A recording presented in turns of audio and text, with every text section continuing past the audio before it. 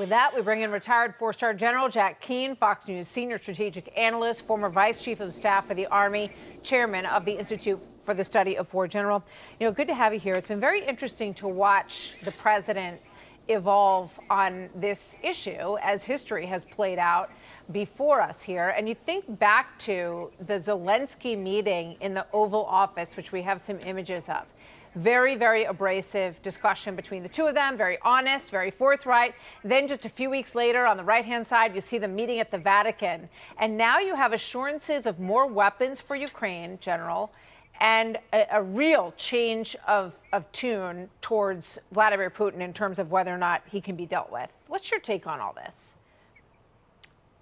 Yeah, well, I think the president came in. I mean, I had a conversation with him down in Florida 4 days before the inauguration, and certainly it was very clear in his mind, that he wanted to get involved in both wars and bring them to a conclusion. And certainly he felt he had a relationship with Putin that would add to that, given the work that he had done with him in a previous administration and the contact he had maintained with him in between administrations. But, I mean, what has happened here is the Putin that he's dealing with today is not the Putin he was dealing with in the first administration. This is a wartime commander who staked his entire presidency on toppling Ukraine and doing it quite handedly. And they made a major strategic mistake in thinking they could do that. And now he's had to commit his entire military to this operation. They've been at it 40-plus months. And the truth is they haven't made anywhere near the progress they wanted to make in rolling up this country after 3+ years like this. Mm-hmm. And he doesn't have much to show for it, but he has a false narrative out there about how much progress he's making, and it's inevitable that Ukraine is going to fall. Yeah. So what is actually the truth here? The truth is Putin has not given up at all in terms of his determination to take control of Ukraine. And he's been stalling in these negotiations, keeping a fig leaf out there.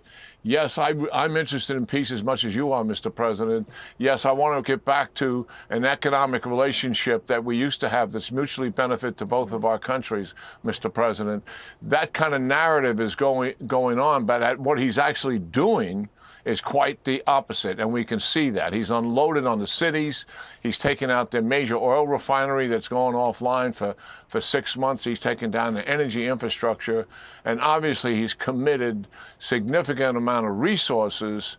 He doubles the amount of soldiers on the front lines, 300,000 versus Ukrainians 150,000, to try to roll them up. Yeah. But this is the issue. As long as the United States is helping Ukraine, he cannot do it, Martha. That is a fact, assisted by the Europeans. If we back away and don't give him the weapons, and there was obviously a weapons pause, which the president has stepped in with both feet and corrected, and those weapons will be flowing to Ukraine, as he has announced, supported by the Ukrainians, Putin can be stopped. And if you green light the sanctions, tough sanctions, coupled with the commitment to provide continuous military aid to Ukraine, there is a real possibility then, there's none now, that Putin would come to the table and say, okay, I get it. You're staying, you're not leaving. Yeah. All of this stalling, he's been trying to get the president so frustrated that he would walk away. He thinks he knows the president like the president believes he knows Putin. And the president has they're said working that at each other, right? Tapping him along, and it seems like that may be over, at least for the time being. Does it feel like there's any economic incentive that President Trump would love to make some sort of arrangement with to get this over, that is tempting to Putin at all on this front? In fact, North Korea has tripled their troops on the Russian side. And now there are these reports of Russia using chemical weapons against the Ukrainians, which we know was a very dark red line for President Trump in the past in Syria. Here's John Ratcliffe, the CIA director, earlier today. Watch. It's against all international laws of armed conflict and treaties, and obviously I can't share in this room with this audience the intelligence that I can share with you privately, but obviously you're not going to stand or allow for any violations of international law by anyone. So more North Korean troops, potentially chemical weapons being used. How does that change the equation on our side, General?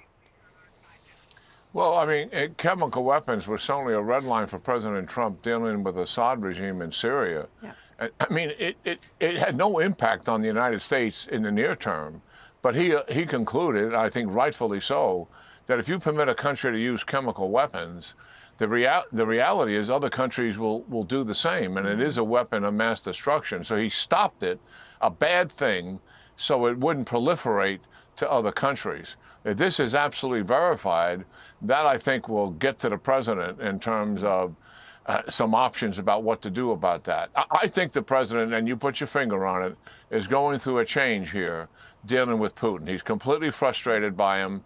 He knows he's been, president very smart. He knows when somebody's gaming him, but he thought it was worth stringing it out a little bit to see if he can move him in the right direction. He knows that's not going to happen now.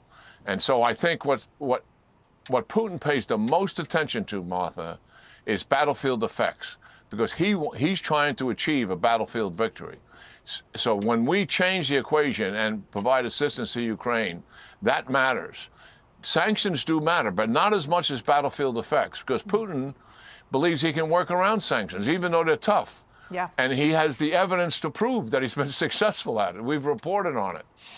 But battlefield effects makes a difference to him. Absolutely. We know he has a goal, which you have outlined very clearly for us. And we also know that NATO has stepped up in a big way. And that is also a very negative message for Putin, makes him wanting to have Ukraine probably even more important as all those other nations line up who are members of NATO. General, thank you very much, as always. We'll talk to you soon. You got it, Martha. Thank you. Thank you. Hey, Sean Hannity here. Hey, click here to subscribe to Fox News YouTube page and catch our hottest interviews and most compelling analysis. You will not get it anywhere else.